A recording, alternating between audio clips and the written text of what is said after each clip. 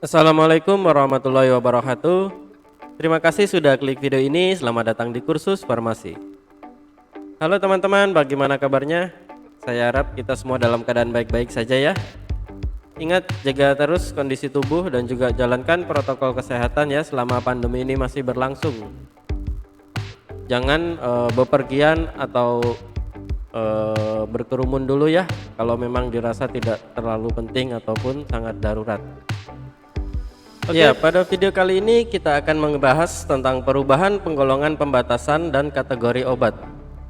Ya, mungkin kalian yang sudah tahu tentang penggolongan obat yang ada di Indonesia ya teman-teman, yang berdasarkan SK Permenkes yang dulu. Nah, di tahun 2021 ini, tepatnya pada bulan Januari, Menteri Kesehatan mengeluarkan peraturan baru ya teman-teman.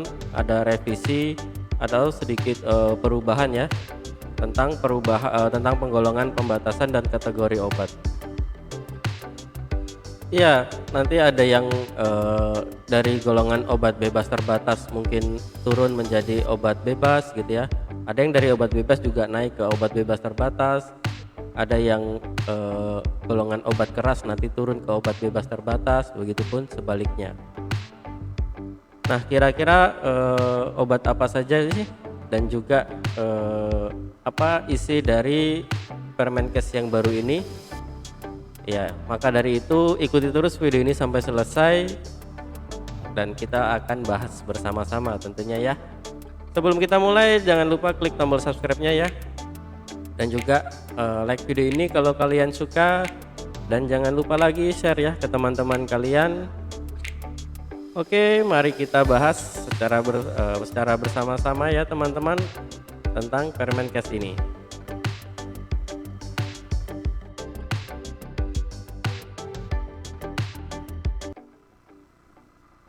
Nah, mengacu pada Peraturan Menteri Kesehatan Republik Indonesia Nomor 3 Tahun 2021 tentang perubahan penggolongan, pembatasan dan kategori obat yang ditetapkan di Jakarta pada tanggal 13 Januari 2021 tentunya oleh Menteri Kesehatan Republik Indonesia.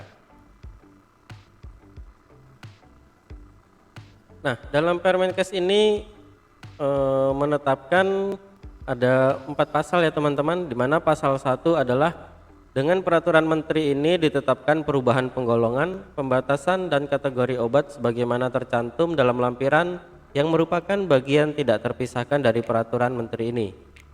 Ya, nanti kita akan lihat bersama-sama ya lampirannya. Lalu di pasal 2, pada saat peraturan menteri ini mulai berlaku, obat yang telah disetujui pendaftarannya sesuai dengan penggolongan dan pembatasan obat sebelumnya berlakunya, peraturan menteri ini masih dinyatakan tetap berlaku. Lalu juga penggolongan dan pembatasan obat sebagaimana dimaksud pada ayat 1 harus disesuaikan dengan ketentuan dalam peraturan menteri ini paling lama 2 tahun sejak peraturan menteri ini diundangkan. Iya, jadi obat-obat yang sudah ada di pasaran tetapi masih mengikuti penggolongan pada Permenkes yang sebelumnya masih dinyatakan berlaku ya teman-teman. Nah, nanti akan disesuaikan dalam jangka waktu kurang dari 2 tahun. Lalu di pasal 3 mengatakan pada saat peraturan menteri ini berlaku, maka keputusan Menteri Kesehatan nomor 925/Per/Romawi 10/tahun 1993 tentang daftar perubahan golongan obat nomor 1 sepanjang mengatur selain obat oksimetazolin, hexetidin, lalu ada benzosonium dan cholin theofilinat. Lalu pada nomor 2, keputusan Menteri Kesehatan nomor 15/Menkes/SK/Romawi 12 tahun 1997 tentang daftar perubahan golongan obat nomor 2 sepanjang mengatur selain obat crotamiton, dan keputusan Menteri Kesehatan nomor 1175/Menkes/SK/Romawi 10/1999 tentang daftar perubahan golongan obat nomor 3 dicabut dan dinyatakan tidak berlaku. Lalu di pasal 4 mengatakan peraturan menteri ini mulai berlaku pada tanggal diundangkan. Ya, berlaku mulai tanggal 13 Januari tadi ya teman-teman.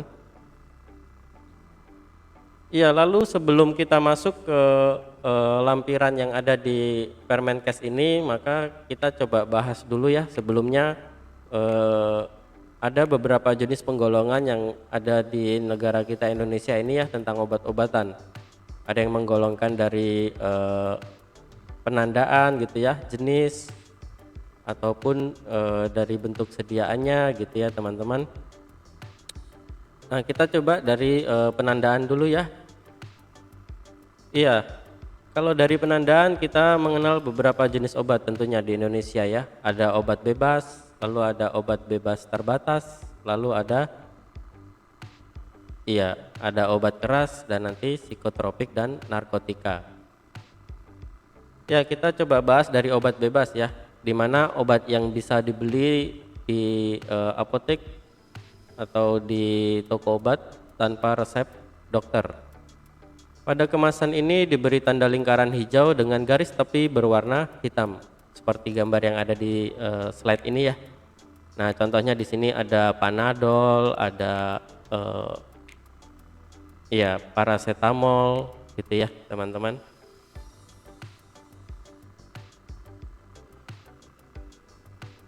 Lalu selanjutnya yaitu golongan obat bebas terbatas, di mana penggolongan obat berikutnya adalah obat bebas terbatas dengan lambang lingkaran berwarna biru dengan garis tepi hitam. Berbeda dengan obat bebas, penggolongan obat kedua ini memang bisa dibeli tanpa resep dokter, namun ada tanda peringatan yang menyertainya.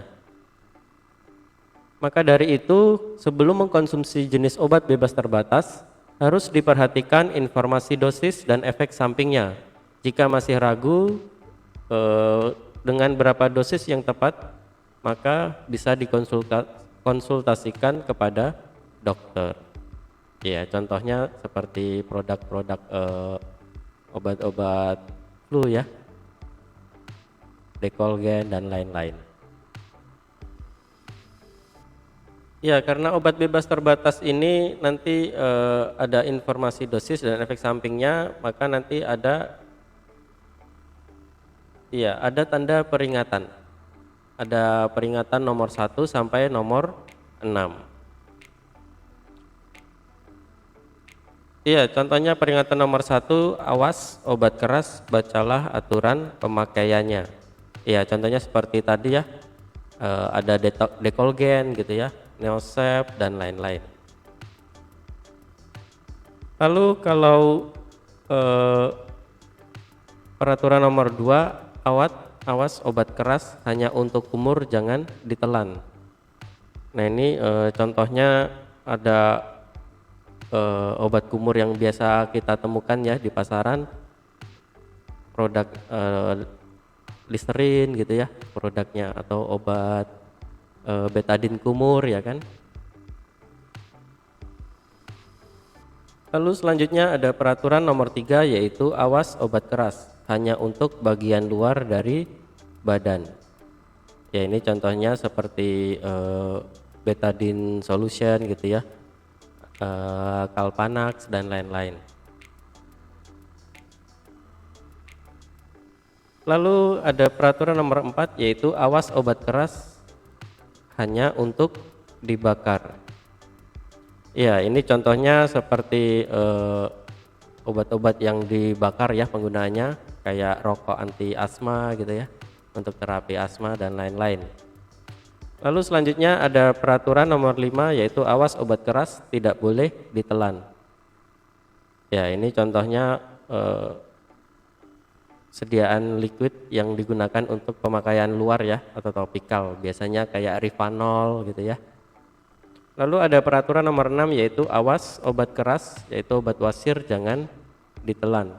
Nah, ini obat-obat wasir ya teman-teman, seperti yang kalian sudah sering lihat ya. Ya, contohnya sediaan suppositoria dan lain-lain. Lalu selanjutnya yaitu ada penggolongan obat keras, di mana obat golongan ini disimbolkan dengan lingkaran merah bergaris tepi hitam dan terdapat huruf K di dalamnya. Iya, K di situ artinya keras, bukan kertas. Ya, dikira keras ternyata kertas. Oke, next. Obat keras tidak dapat dibeli dengan bebas di apotik, melainkan harus menggunakan resep dokter. Lalu obat-obat yang masuk dalam kategori ini jika digunakan tidak berdasarkan pengawasan dari dokter, nanti dikhawatirkan dapat memperparah penyakit, meracuni tubuh, bahkan bisa berujung pada death, kematian. Ya, umumnya yang termasuk golongan obat ini yaitu contohnya seperti obat-obat generik ya. Lalu ada antibiotik seperti penisilin, tetrasiklin, cefalosporin, ampicillin dan sebagainya. Lalu juga biasanya untuk penandaan obat-obatan yang mengandung hormon seperti obat penenang, obat diabetes dan lain-lainnya. Ya, tentunya di sini ada kalium diklofenak generik ya. Nah, ini penandaannya yaitu obat keras. Ya, lalu selanjutnya ada golongan narkotika. Ya, sebelumnya ada golongan psikotropika ya, tetapi ya hampir sama seperti obat keras, tapi ya di tengah-tengah antara obat keras yang memiliki sifat satu tingkat di bawah narkotika. Nah, kalau yang narkotika ini ditandai dengan lambang palang medali merah seperti yang ada di gambar sini ya teman-teman. Golongan narkotika ini dapat menyebabkan beberapa pengaruh bagi orang yang mengkonsumsinya, seperti mampu mengurangi rasa sakit dan nyeri. Tentunya untuk rasa sakit dan nyeri yang sangat hebat ya, biasanya untuk mengatasi nyeri atau sakit pasca operasi atau sedang terapi ya, biasanya tumor atau kanker. Lalu juga bisa menurunkan atau merubah tingkat kesadaran, hilangnya rasa serta menimbulkan efek yang ketergantungan. Makanya jangan sekali-sekali coba narkotika karena memiliki sifat ketergantungan gitu ya. Kalau ingin mencari kenyamanan, carilah yang lain ya teman-teman untuk kenyamanannya. Jangan pakai narkotik. Nah, lalu kita masuk kepada lampiran yang dicantumkan dalam Permenkes tadi ya teman-teman, yaitu yang pertama lampiran tentang perubahan penggolongan obat, di mana di sini ada nama obat generik atau zat aktifnya ya, terbinafin. Golongan semula dia obat keras menjadi obat bebas terbatas. Lalu pembatasannya untuk sediaan topikal untuk kulit, kadarnya kurang dari sama dengan 1%, kemasan tidak boleh lebih dari tub ukuran 10 gram. Lalu yang kedua ada famotidin, golongan semula yaitu obat keras. Di Permenkes ini dia turun menjadi obat bebas terbatas. Untuk pembatasannya yaitu tablet berupa bisa tablet atau kapsul kurang dari 10 mg dan kemasan tidak lebih dari 10 tablet atau kapsul. Yang ketiga ada diklofenak dietilamin yang awalnya tergolong obat keras menjadi obat bebas terbatas sekarang. Untuk pembatasannya yaitu sediaan topikal dengan kadar kurang dari 1%. Lalu yang keempat ada selenium sulfit. Untuk golongan semula dia obat keras, sekarang menjadi obat bebas terbatas. Pembatasannya yaitu sediaan topikal untuk ketombe, kadarnya lebih dari 1% dan tidak lebih dari 2,5%. Ya, lalu selanjutnya ada piroxicam, di mana dulu penandaannya obat keras, sekarang menjadi obat bebas terbatas. Nah, untuk pembatasannya yaitu sediaan topikal, kadarnya kurang dari sama dengan 0,5%. Lalu selanjutnya ada N-acetylcysteine, di mana sebelumnya dia obat keras, sekarang menjadi obat bebas terbatas ya teman-teman. Lalu untuk pembatasannya yaitu sediaan oral, kadarnya kurang dari sama dengan 200 mg per takaran. Lalu ada bifonazol yang dulunya obat keras, sekarang menjadi obat bebas terbatas. Untuk pembatasannya yaitu sebagai obat luar untuk infeksi jamur, dengan kadar kurang dari 1% dan kemasan tidak lebih dari tub ukuran 15 gram dan botol 15 ml. Lalu selanjutnya ada cetirizine yang dulunya adalah obat keras, sekarang menjadi obat bebas terbatas. Untuk pembatasannya yaitu kalau berupa tablet, kapsul, maka kadarnya kurang dari sama dengan 10 mg dan kemasan tidak lebih dari 10 tablet atau kapsul. Kalau untuk sirup, kadarnya kurang dari sama dengan 5 mg per 5 ml atau 5 ml kemasan tidak lebih dari 60 ml. Lalu untuk loratadin yang dulunya dia obat keras sekarang menjadi obat bebas terbatas, di mana pembatasannya yaitu tablet kapsul kadarnya kurang dari sama dengan 10 mg dan kemasan tidak lebih dari 10 tablet atau kapsul. Lalu untuk sirup kadarnya kurang dari sama dengan 5 mg atau 5 ml atau dan juga kemasan tidak lebih dari 60 ml. Lalu selanjutnya ada fexofenadin HCl ya, yang dulunya obat keras menjadi obat bebas terbatas. Untuk pembatasannya yaitu tablet dengan kadar kurang dari sama dengan 60 mg, lalu kemasan tidak lebih dari 10 tablet, indikasi hanya untuk alergik rinitis, serta penggunaan untuk dewasa dan anak-anak di atas 12 tahun. Lalu selanjutnya ada tolnaftet, yaitu obat bebas dulunya sekarang menjadi obat bebas terbatas. Pembatasannya yaitu sebagai obat luar untuk infeksi jamur lokal dengan kadar kurang dari sama dengan 1%. Lalu selanjutnya ada lidocaine, dulunya obat bebas terbatas sekarang menjadi obat keras, dan benzocaine, dulunya obat bebas terbatas menjadi obat keras. Lalu pada daftar lampiran nomor 2 ada perubahan pembatasan obat ya teman-teman, dimana yang pertama yaitu ada bromexin, masih tetap ya golongannya yaitu obat bebas terbatas. Untuk perubahan pembatasannya berupa tablet atau kapsul kurang dari sama dengan 8 mg, lalu kemasan tidak boleh lebih dari 10 tablet atau kapsul. Untuk sirup suspensi harus kurang dari sama dengan 4 mg atau 5 ml per 5 ml, kemasan tidak lebih dari 60 ml.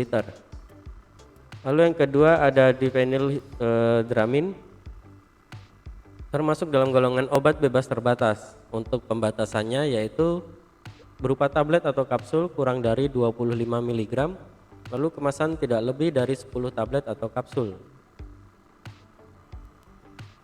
Untuk sirup atau suspensi harus kurang dari 12,5 mg per 5 ml, kemasan tidak lebih dari 60 ml. Lalu ada dokusat sodium, di mana dia obat bebas.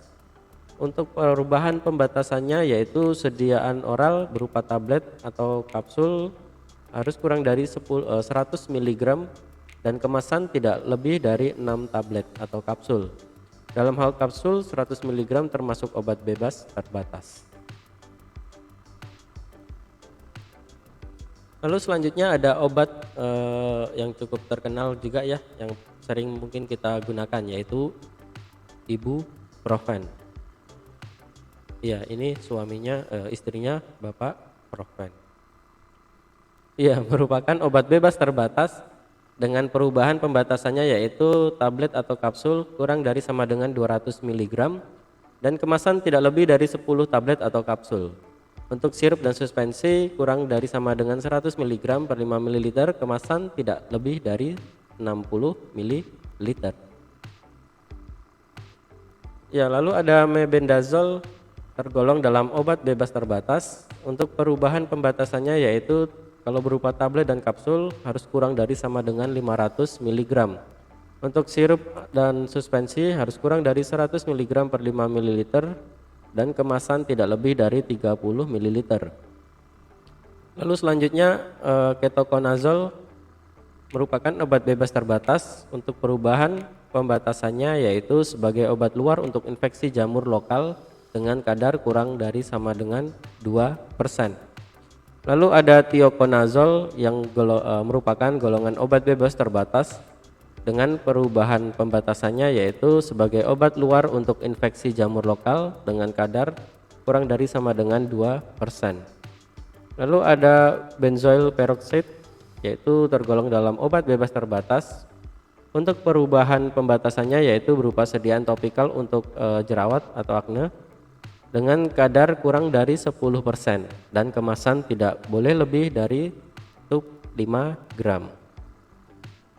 Ya, lalu ada dexpanthenol merupakan obat bebas terbatas dengan perubahan pembatasannya, yaitu sediaan topikal untuk kulit dengan kadar kurang dari sama dengan 5%, dan ranitidin merupakan golongan obat bebas dengan perubahan pembatasan, yaitu berupa tablet yang isinya kurang dari sama dengan 75 mg ranitidin.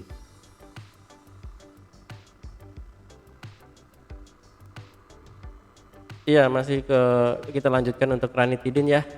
Lalu untuk sirup kurang dari sama dengan 75 mg per 5 ml kemasan tidak boleh lebih dari 30 ml. Hanya untuk dewasa dan anak-anak lebih dari 12 tahun.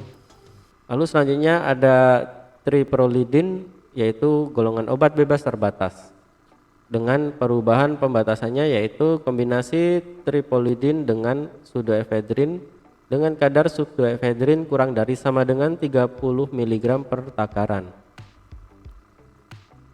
Ya, lalu ada dextrompheniramine maleat merupakan obat bebas terbatas dengan perubahan pembatasannya, yaitu berupa tablet kurang dari sama dengan 2 mg pada kemasan tidak boleh lebih dari 20 tablet. Untuk sirup kurang dari sama dengan 2 mg per 5 ml dan kemasan tidak lebih dari 60 ml. Lalu selanjutnya ada theophylline merupakan obat bebas terbatas. Untuk perubahan pembatasannya, yaitu penggunaan tidak lebih dari 1 tablet per kali, maksimum 2 kali sehari. Untuk kadarnya kurang dari sama dengan 150 mg per tablet dan kemasan tidak lebih dari 4 tablet. Lalu yang selanjutnya ada aminophylline merupakan obat bebas terbatas dengan perubahan pembatasannya, yaitu penggunaan tidak lebih dari 1 tablet per kali, maksimum 2 kali sehari. Untuk kadarnya kurang dari sama dengan 150 mg per tablet dengan kemasan tidak lebih dari 4 tablet. Ya, jadi kurang lebih itu ya isi Permenkes yang baru ini Januari tahun 2021 tentang penggolongan dan perubahan pembatasan obat ya teman-teman, berupa dan beserta juga dengan lampirannya ya. Oke, terima kasih sudah mengikuti video ini sampai selesai ya. Semoga sedikit informasi ini bisa memberi tambahan wawasan dan juga pengetahuan kita tentang obat-obatan khususnya ya. Oke, sampai ketemu di video selanjutnya ya. Assalamualaikum warahmatullahi wabarakatuh.